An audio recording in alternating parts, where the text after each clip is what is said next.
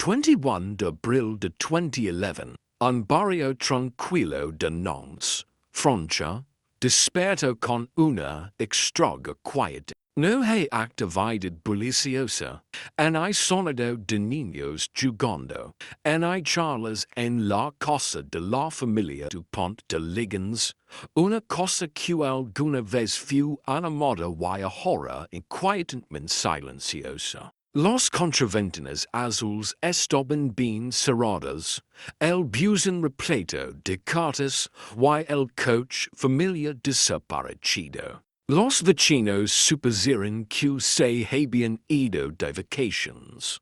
Pero lo que yacha anarado bajo el jardín desentrañaría una historia de traición, engaño y desaparición que continúa atormentando a Francia hasta el día de hoy. Para los forasteros, la familia Dupont de Ligonnès parece perfecta. Xavier Dupont de Ligonnès, el patriarca, era un aristócrata encantador y de modales impecables. Su esposa, Agnes, era una madre devota que había abrazado su fe católica con fervor. Juntos tuvieron 4 hijos: Arthur, Elmea, un estudiante universitario; Thomas, un entusiasta de la música que estudia en un conservatorio; and una adolescente brillante que sueña con convertirse en veterinaria. Y Benut, el más pequeño, lleno de energía y risas. Su casa en el 55 del Boulevard Robert Schumann en Nantes era un cuadro de felicidad suburbana. Los niños asistieron a escuelas prestigiosas. La familia participó en eventos comunitarios y Xavier publicaba a menudo sobre su idílica vida en las redes sociales. Sin embargo, debajo de esta fachada de perfección había una base que se desmoronaba, un secreto que pronto los consumiría todos. A principios de abril de 2011, la familia Dupont de Ligonnès empezó a pasar a la sombra. Para sus amigos, vecinos y conocidos, el silencio a ayudar a financiar sus estudios. Se caracterizaba por ser puntual, responsable y querido por sus colegas. Pero el 4 de abril, Arthur no se presentó a su turno. Su ausencia fue unusual. Los intentos de localizarlo por teléfono no obtuvieron respuesta, y los mensajes de texto quedaron en leído. Su empleado supuso que se había informado que estaba lidiando con una emergencia personal. Pasaron los días y todavía no había noticias de Arthur. Sus amigos se preocuparon, pero sin ninguna respuesta de él ni de su familia, se quedaron en la oscuridad. Thomas, el segundo mayor, era un talentoso músico de 17 años que asistía a un prestigioso conservatorio en Angers. Conocido por su dedicación a su oficio, Thomas nunca se perdió una lección. Sin embargo, el 5 de abril no asistió a su clase de piano. Su instructor, preocupado por su repentina ausencia, llamó a la familia a casa. No hubo respuesta. Amigos del conservatorio contaron experiencias similares. No habían podido localizar a Thomas durante días. Sus redes sociales, que alguna vez estuvieron activas con publicaciones sobre música y amigos, se habían quedado en silencio. And de 16 años, y Benut, de 13, estudiaban en una escuela católica privada. Eran diligentes, educados y queridos por sus profesores. El 6 de abril, Ninguno de los niños se presentó a la escuela. Al principio, sus maestros asumieron que la familia se había tomado unas vacaciones. Pero a medida que pasaban los días, su inexplicable ausencia se volvió preocupante. Los intentos de contacto con Agnes, su madre, quedaron sin respuesta. La escuela dio mensajes de voz y envió correos electrónicos, pero no hubo respuesta. Incluso los amigos más cercanos de Agnes empezaron a preguntarse dónde se había ido la familia. Agnes Dupont de Ligonnès era una católica devota y un miembro activo de su comunidad eclesiástica.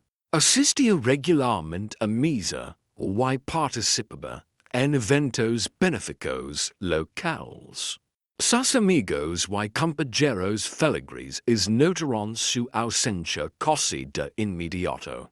Agnes tenía fama de ser fiable y estar profundamente implicada en las actividades de la iglesia, por lo que su repentina desaparición hizo saltar las alarmas. Los intentos de contactarla quedaron sin respuesta. Amigos preocupados incluso visitaron la casa, pero las contraventanas estaban cerradas y no había señales de vida en el interior. Xavier Dupont de Ligonnès fue visto por última vez el 10 de abril por un vecino. Lo vieron cargando grandes bolsas de plástico en el citroën C5 de la familia. El vecino no le dio mucha importancia en ese momento, suponiendo que Xavier se estaba preparando para un viaje. Parecía tranquilo, sereno y en control. En los días siguientes, se vio a Xavier visitando negocios locales, haciendo recados como si todo fuera normal. Incluso cenó en un restaurante local el 11 de abril, pareciendo relajado y entablando una conversación informal con el personal. Luego, desapareció. El 12 de abril, amigos y familias de la familia Dupont de Ligonnès recibieron una carta de Xavier. La carta, mecanografía y deterioro formal, explicaba que la familia se había visto obligada a abandonar Nantes por un asunto urgente relacionado con el trabajo de Xavier. Afirmó que había sido reclutado por la Administración de Control de Drogas de Estados Unidos para trabajar encubierto en Estados Unidos como parte de un caso de alto perfil. En la carta, Xavier pidió a sus amigos que no se comunicaran con ellos, alegando que estaban en un programa de protección de testigos y que cualquier comunicación podría poner en peligro su seguridad. Mencionó que se estaban mudando a los y que serían inalcanzables por un periodo indefinido. La carta era extraña. A sus amigos les resultaba difícil creer que la hubiera reclutado repentinamente a un aristócrata francés de mediana edad, pero sin ninguna evidencia de lo contrario. Lo aceptaron a regañadientes como verdad, al menos por un tiempo. El 19 de abril, el prolongado silencio de la familia Dupont de Ligonnès se había vuelto imposible de ignorar. Vecinos y amigos, que inicialmente habían creído que la familia estaba de vacaciones, empezaron a sospechar que algo andaba muy mal. Il vicino preoccupado que vio por ultima vez a Xavier cargando bolsas en su coche se puso en contacto con la policía y les instó a realizar un control de bienestar. El 20 de abril, dos agentes llegaron a la residencia Dupont de Ligonnès. La cosa estaba inquietamente silenciosa. Los contraventanas estaban cerradas. El buzón estaba rebosa, y no había señales de movimiento. Los agentes tocaron la puerta pero no obtuvieron respuesta. Intentaron mirar por las ventanas pero no vieron nada fuera de lo común. Aun así, algo no funcionó. Los agentes decidieron regresar al día siguiente con una orden de registro. El 21 de abril de 2011, los agentes de policía regresaron al número 55 del Boulevard Robert Schumann. Esta vez entraron a la casa. En el interior, todo parecía normal. No había signos de lucha, no hay manchas de sangre. No hay indicios de una entrada forzada. Las camas estaban cuidadosamente hechas, los platos limpios, y las pertenencias personales de la familia intactas. Sin embargo, una cosa estaba notablemente ausente, la propia familia. Los agentes comenzaron a registrar el jardín. Una sección del patio les llamó la atención, parecía haber sido perturbada recientemente. La tierra estaba suelta, y había señales de cemento fresco. Con creciente sospecha, comenzaron a cavar. Lo que descendieron debajo del patio los perseguiría para siempre. Envueltos en copas de lona, y sobre nos estaban los cuerpos sin vida de Agnes, Arthur, Thomas, y Benute. Cada cuerpo fue colocado cuidadosamente en una tumba separada, cubierta con cal para acelerar la descomposición y enmascarar el olor. Los dos perros labradores de la familia fueron enterrados junto a ellos. Las víctimas habían recibido múltiples disparos al estilo de una ejecución con un rifle calibre .22. No había signos de lucha, lo que sugiere que los habían asesinado mientras dormían o en circunstancias en las que no podía defenderse. Mientras los agentes procesaban la escena del crimen, una pregunta surgió. ¿Dónde estaba Xavier? Su cuerpo no estaba entre los muertos.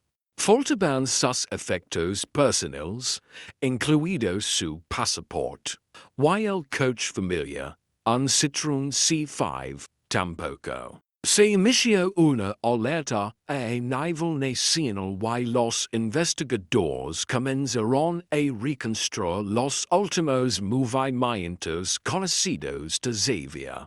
Rápidamente quedó claro que no se trataba de un acto de violencia al azar, sino de una operación meticulosamente planificada y ejecutada por alguien con un conocimiento íntimo de la familia, y que probablemente alguien era Xavier Dupont de Ligonnès.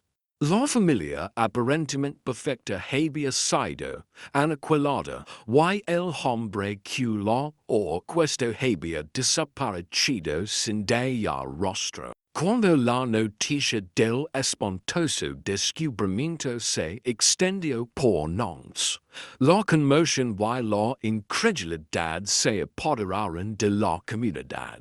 La familia Dupont de Ligonnès, antiguo considerada un símbolo de nobleza y tradición, había quedado reducida a un titular trágico. Los medios de comunicación acudieron al número 55 del Boulevard Robert Schumann, ansiosos por descubrir cada detalle sobre la familia y, lo que es más importante, el paradero de su patriarca desaparecido, Xavier Dupont de Ligonnès. Lo que comenzó como una investigación local rápidamente se convirtió en una persecución nacional. El hombre que había creado la imagen de un padre devoto y un esposo amoroso era ahora el principal sospechoso de uno de los asesinatos familiares más horripilantes de Francia. Los investigadores reconstruyeron los últimos días de Xavier en Nantes. Lo habían visto en cámaras de seguridad de toda la ciudad, visitando bancos, retirando efectivo y haciendo compras aparentemente mundanas. Ninguna de sus acciones sugería que fuera un hombre a punto de desaparecer para siempre. El 11 de abril, Xavier se fue de un hotel económico en La Roche-sur-Yon, una pequeña ciudad de aproximadamente una hora en coche de Nantes. Los imágenes de vigilancia lo captaron caminando tranquilamente hacia su coche, un Citroën C5, y aliandos. Fue el último avistamiento confirmado de Xavier Dupont de Ligonnès. A partir de ese momento, Xavier dejó un rastro de movimientos calculados diseñados para confundir y engañar a las autoridades.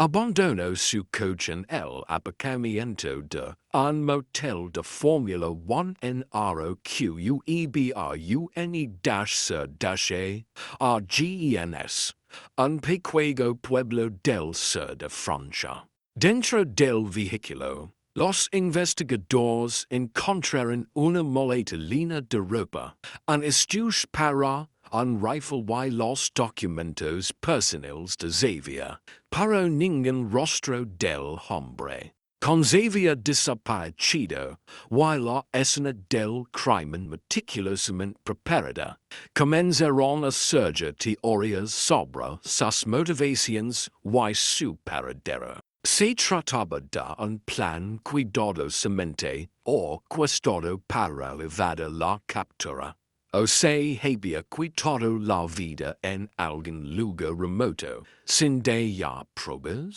Los investigadores descubrieron rápidamente que la situación financiera de Xavier estaba lejos de ser estable. Sus negocios, que alguna vez fueron prósperos, se habían derrumbado y se estaba ahogando en dudas. Su imagen aristocrática enmascaraba a un hombre al borde de la ruina financiera. Había pedido prestados importantes sumas de dinero a amigos y familias, muchos de los cuales habían comenzado a exigir el reembolso. Podría la inminente amenaza de bancarrota haberlo llevado a asesinar a su familia para evitar la venganza de la pobreza? Algunos creen que Xavier no veía otra salida a su situación financiera. Otra teoría apuntaba a las profundas creencias religiosas de Xavier. Se sabía que era un católico devoto y, según los informes, en los meses previos a los asesinatos había estado investigando los cultos religiosos y el concepto de materia. Algunos especularon que Xavier se había enredado en una ideología religiosa que lo convenció de que matar a su familia era un acto de misericordia, salvándolos del apocalipsis inminente o de una amenaza percibida. Esta teoría ganó fuerza cuando las cartas encontradas en la casa revelaron la creciente obsesión de Xavier por la muerte y la salvación. Quizás la teoría más convincente fue que Xavier estaba vivo y vivía bajo una nueva identidad, con sus antecedentes aristocráticos, su extensa red y su astucia financiera. Algunos creen que había orquestado los asesinatos para desaparecer y comenzar una nueva vida en otro lugar. Sus movimientos calculados en los días previos a su desaparición sugerían la existencia de un hombre con un plan. Había retirado grandes sumas de dinero, potencialmente para financiar su fuga, y cubrió cuidadosamente sus huellas, sin dar ningún rastro digital o físico que los investigadores pudieran seguir. A medida que los días se convirtieron en semanas, y las semanas en meses, la búsqueda de Xavier se convirtió en una obsesión nacional. La policía recorrió la campiga francesa, recorriendo bosques, edificios abandonados y aldeas remotas. Su rostro aparecía en carteles de búsqueda en todo el país, y los ciudadanos que afirmaban haberlo visto recibían denuncias. Se informaron avistamientos en España, Italia e incluso hasta Sudamérica, pero cada pista terminó en decepción. La persecución se extendió más allá de las fronteras de Francia, y la Interpol emitió una notificación roja para Xavier Dupont de Ligonnès, convirtiéndolo en uno de los fugitivos más buscados del mundo. A pesar de la extensa búsqueda, Xavier siguió siendo esquivo. Había desaparecido como si nunca hubiera existido. A medida que se profundizaba la investigación sobre los asesinatos de la familia Dupont de Ligonnès, comenzaron a surgir secretos inquietantes que desentrañaban la imagen cuidadosamente curada a la familia noble. Xavier siempre se había presentado como un hombre de negocios exitoso y un padre devoto. Pero los investigadores descubrieron una realidad muy diferente. Sus negocios estaban fracasando y llevaba ecos viviendo de dinero prestado. Amigos y familias que alguna vez habían admirado su encanto aristocrático ahora hablaban de un hombre reservado, manipulador y cada vez más desesperado. Los registros financieros revelaron que Xavier había estado utilizando planes fraudulentos para mantener las apariencias. Había pedido dinero prestado con falsos pretextos, prometido rendimientos de inversiones que nunca se materializaron e incluso falsificó documentos para garantizar préstamo. En 2011, su imperio financiero estaba al borde del colapso. Agnes también tenía secretos. Sus amigos lo describieron como una mujer profundamente religiosa que se dedicó a su familia y a su iglesia. Pero los diarios privados encontrados en la casa familiar mostraban la imagen de una mujer que luchaba contra la depresión y la ansiedad. En sus escritos, Agnes expresó temores por el comportamiento errático de Xavier y el deterioro de la situación financiera de la familia. Mencionó sentirse atrapada en un matrimonio que se había vuelto cada vez más tenso y frío. En una escalofriante entrada, escribió: siento que nos dirigimos hacia algo oscuro, algo de lo que no puedo escapar. Arthur, Thomas, and y benute fueron descritos por amigos y profesores como brillantes, amables y llenos de potencial. No eran conscientes del alcance total de los problemas de su familia. Los investigadores no encontraron pruebas que sugirieran que los niños conocieran la ruina financiera de su padre o el sufrimiento silencioso de su madre. Fue esta inocencia la que hizo que sus muertes fueran aún más trágicas. Fueron víctimas de una tragedia que no podían anticipar ni escapar. Las pruebas forenses de la casa sugirieron que la familia había sido asesinada no por no a lo largo de varios días.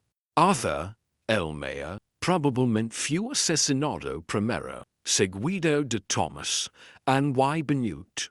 Agnes fue la última en morir. Cada víctima había recibido un disparo en la cabeza con un rifle calibre 22, un arma registrada a nombre de Xavier. No había señales de lucha, lo que llevó a los investigadores a creer que la familia había sido drogada o emboscada mientras dormía. Lo que obsesionó a los investigadores fue la naturaleza metódica del crimen. Xavier se había tomado el tiempo de enterrar cada cuerpo con cuidado, incluso envolviéndolos en una lona y cubriéndolos con cal para disimular el olor. Los perros de la familia fueron enterrados junto a ellos, lo que sugiere una inquietante sensación de ritual y finalidad. Además de la carta enviada de amigos y familias sobre la historia de la de Xavier había escrito otras cartas y correos electrónicos evocadores y asociados, haciendo parecer que la familia se había mudado a los Estados Unidos. Concha las inscripciones, saldo dudas menores e incluso ordeno a los vecinos que recojan el correo de la familia. La naturaleza meticulosa de estas comunicaciones sugería que Xavier había planeado los asesinatos durante meses, tal vez incluso ecos.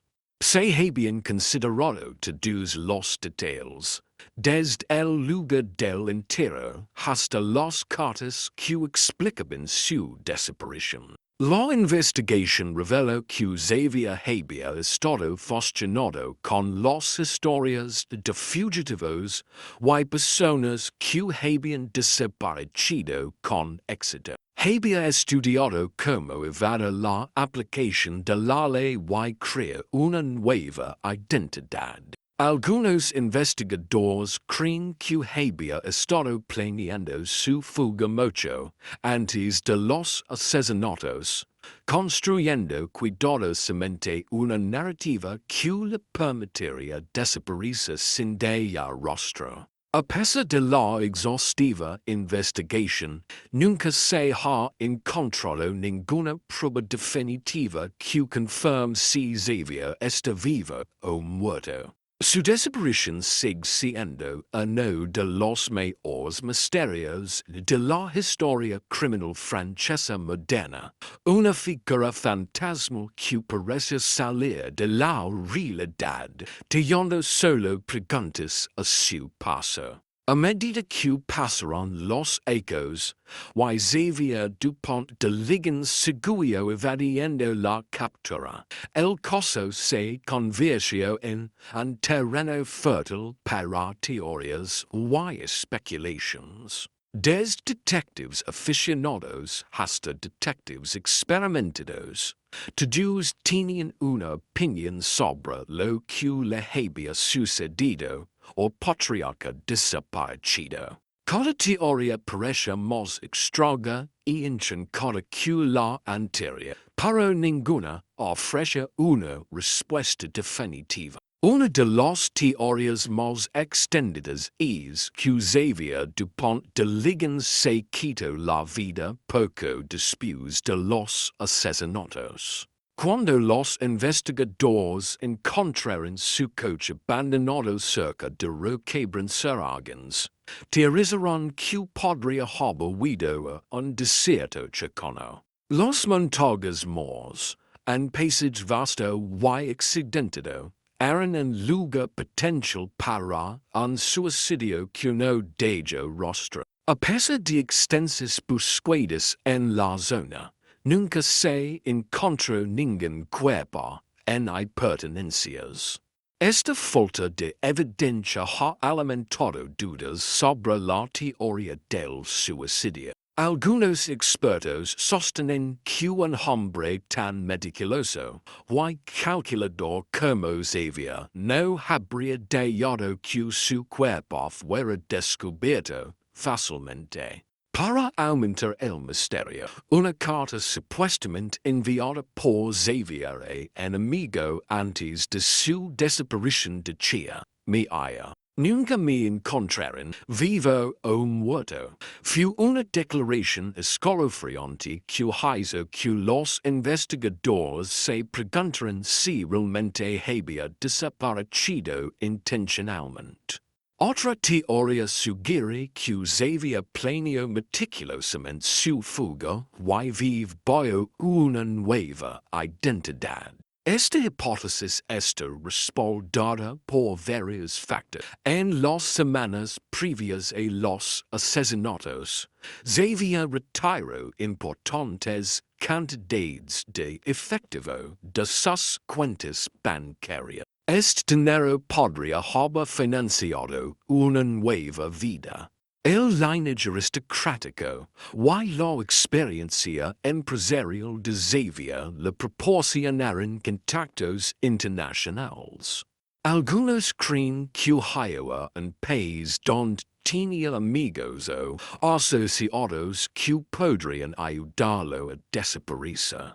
En una época en la que la mayoría de los fugitivos son rastreados a través de huellas digitales, Xavier no dejó ni abandonó su teléfono, sus tarjetas de crédito e incluso sus pertenencias personales, lo que hizo casi imposible que las autoridades pudieran rastrearlo. Persisten los rumores de que podría estar viviendo en Sudamérica, Oriente Medio o incluso dentro de la propia Francia, escondido a plena vista.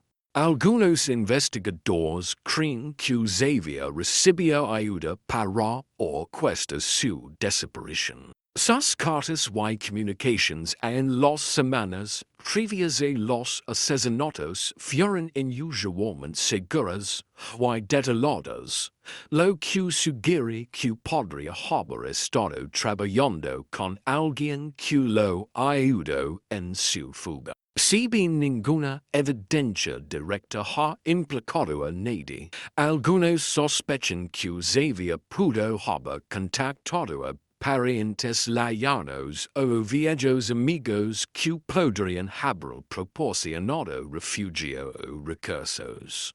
El interés de Xavier por las comunidades y cultos religiosos llevó a algunos a especular que pudo haber encontrado refugio en un grupo religioso dispuesto a protegerlo. Sin embargo, nunca ha seguido ninguna prueba concreta que confirme que tuviera cómplices.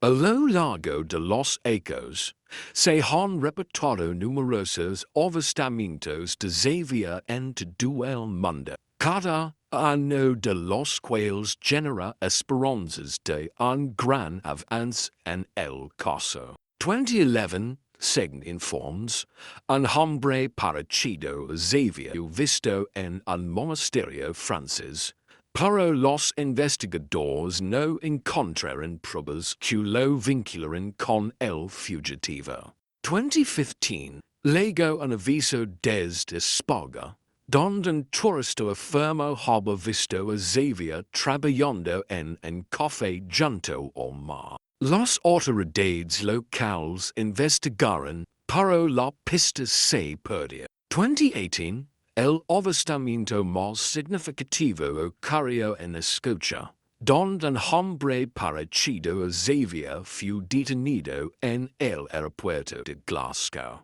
Sin embargo, las pruebas de ADN cartaron cualquier conexión. Estos avistamientos solo han aumentado el enigma que rodea a Xavier. Es una figura fantasmal que se mezcla perfectamente con diferentes comunidades, o estos avistamientos son simplemente casos de identidad equivocada. Psicólogos y criminólogos han analizado la personalidad de Xavier para comprender sus acciones y su posible paradero. Se lo describe como muy inteligente, manipulador y profundamente narcisista. Su origen aristocrático le dio una sensación de derecho y superioridad que podría haber influido en su decisión de tomar medidas tan drásticas. Los expertos creen que el ego de Xavier le impediría vivir en completo aislamiento. Probablemente buscaría una comunidad donde pudiera seguir ejerciendo influencia y manteniendo su sentido de importancia. Sin embargo, su carácter meticuloso sugiere que sería extremadamente cauteloso, evitando cualquier acción que pudiera conducir a su descubrimiento. Ha pasado más de una década desde los trágicos acontecimientos que destrozaron a la familia Dupont de Ligonnès, pero el caso sigue cautivando al público y atormentando a quienes los conocieron. Sigue siendo uno de los misterios sin resolver más infames de Francia. Una historia de riqueza, engaño y oscuros secretos escondidos detrás de la fachada de una familia aristocrática. La ciudad de Nantes, que alguna vez fue una ciudad serena y pintoresca, cambia para siempre por los asesinatos. La casa de la familia en 55 Boulevard Robert Schumann fue un sombrío recordatorio de la tragedia. Vecinos y amigos que alguna vez admiraron a la familia Dupont de Ligonnès quedaron lidiando con el horror de lo que había ocurrido a puerta cerrada. Con el tiempo, la cosa se convirtió en un lugar de curiosidad morbosa que atrajo a verdaderos entusiastas del crimen y periodistas de todo el mundo. Finalmente, se vendió y los nuevos propietarios la renovaron, intentando borrar los dolorosos recuerdos asociados con la propiedad. Sin embargo, para los nantes, los fantasmas de la familia Dupont de Ligonnès permanecen. El caso atrajo la atención de los medios internacionales, con documentals, podcasts y libros que profundizan en cada detalle de los asesinatos y la desaparición de Xavier. Cada nueva teoría y avistamiento revivo el interés público, manteniendo vivo el caso en la conciencia colectiva. Algunos periodistas han comparado el caso con otros asesinatos familiares de alto perfil, estableciendo paralelismos con casos similares en los que el patriarca mató a su familia antes de desaparecer. Sin embargo, el misterio que rodea el destino de Xavier distingue el caso Dupont de Ligonnès. Las familias supervivientes de la familia Dupont de Ligonnès han tenido que soportar ecos de escrutinio y atención de los medios. Muchos han hablado del dolor de perder a sus seres queridos y de la incertidumbre que rodea el destino de Xavier. A pesar de la tragedia, han tratado de preservar la memoria de Agnes, Arthur, Thomas, and y Benute. Se han celebrado servicios conmemorativos y dedicatorias en su honor, garantizando que son recordados no como víctimas de un delito, sino como personas que vivieron vidas plenas y vibrantes. Para las autoridades, el caso sigue abierto. Los investigadores continúan siguiendo pistas y consejos con la esperanza de descubrir algún día la verdad sobre el destino de Xavier. Algunos creen que está muerto, enterrado en un lugar remoto, mientras que otros están convencidos de que está vivo y que vive bajo una nueva identidad. La falta de ser ha dejado un vacío tanto para las autoridades como para el público. A medida que pasan los ecos, las posibilidades de encontrar a Xavier disminuyen, pero la esperanza de respuestas permanece.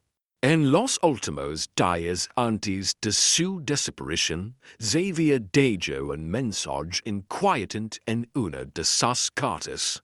Pase lo que pase, estoy en paz con mi decisión. La verdad se revelará con el tiempo. ¿Qué quiso decir con esas palabras? ¿Fue una confesión final o un mensaje críptico destinado a burlas de quienes lo buscarían? Los asesinatos de la familia Dupont de Ligonnès siguen siendo un escalofriante recordatorio de la oscuridad que puede ser incluso detrás de la fachada más pulida. Hasta que se descubra la verdad, el caso seguirá cautivando, desconcertando y atormentando a quienes buscan comprenderlo. Los asesinatos de la familia Dupont de Ligonnès siguen siendo uno de los casos sin resolver más escalofriantes de Francia. La otrora deliciosa cosa en el Boulevard Robert Schumann ahora se erige como un sombrío recordatorio de la tragedia que se desarrolla entre sus muros. Los vecinos hablan en voz baja sobre la familia que desapareció, dejando atrás solo preguntas y vidas destrozadas. Para las familias de Agnes y los niños, el dolor es inconmensurable. Continúan buscando justicia, aferrándose a la esperanza de que algún día se encuentre Xavier Dupont de Ligonnès y la verdad finalmente salga a la luz. A medida que pasan los ecos, el misterio de la desaparición de Xavier se profundiza. Planificó meticulosamente su fuga, orquestando una de las desapariciones más elaboradas de la historia moderna. O sucumbió a los elementos y su cuerpo yació sin ser descubierto en algún rincón remoto de Francia. Una cosa es segura, el caso Dupont de Ligonnès es la historia de una familia destruida por los secretos, un padre consumido por el orgullo y la desesperación, y una nación que se pregunta, ¿dónde está Xavier Dupont de Ligonnès? Quizás la respuesta esté en las sombras, esperando a ser descubierta. Hasta entonces, la historia de la familia Dupont de Ligonnès seguirá siendo un enigma inquietante, una historia de amor convertida en tragedia y un hombre que desaparece en el aire, dejando solo susurros a su paso.